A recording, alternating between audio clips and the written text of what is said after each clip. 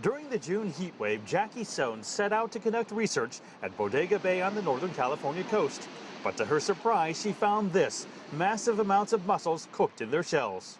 And then noticed hundreds of dead mussels right away. And then I kept continuing along the shoreline and realized that there was a very significant event, that there were tens of thousands of mussels that had died. You know, it's very rare to see mortality or die-off in mussels from hot air temperatures, but this mortality event is more significant than anything we've seen before. That crunching sound indicates dead mussels, still here a month later. Sohn says roughly 30% of the mussels died in two parts of the Bodega Bay Marine Reserve, and that they found anecdotal evidence of similar die-offs in other parts along the coast, including an hour south in San Francisco. The heat, a midday low tide, and an uncharacteristic lack of cloud coverage formed a recipe for disaster. And even though it's a typical summer day right now with cool temperatures of about 15 degrees Celsius, you can see the difference in the temperature if I use this thermocouple device to actually touch the wire against the mussel shell. Within seconds, it indicates the shell is over 27 degrees Celsius.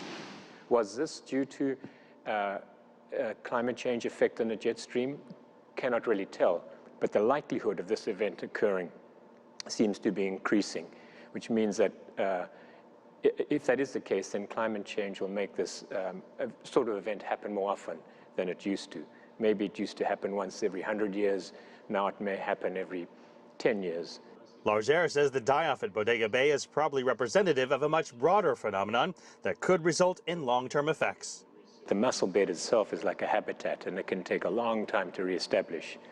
Secondly, if all the adult mussels die, there are going to be very few babies, very little reproduction of future generations, and that'll take a while to recover. Sohn points out that mussels are a foundation species. They are providing habitat for hundreds of other animals. So a loss of the mussel bed community indicates a loss to the hundreds of other animals throughout the mussel bed. A loss of mussels could impact snails and crabs, worms, sea anemones, sea cucumbers. There are over 300 species that live within the mussel bed community. Researchers say the die-off is far greater than anything they've recorded in at least 15 years.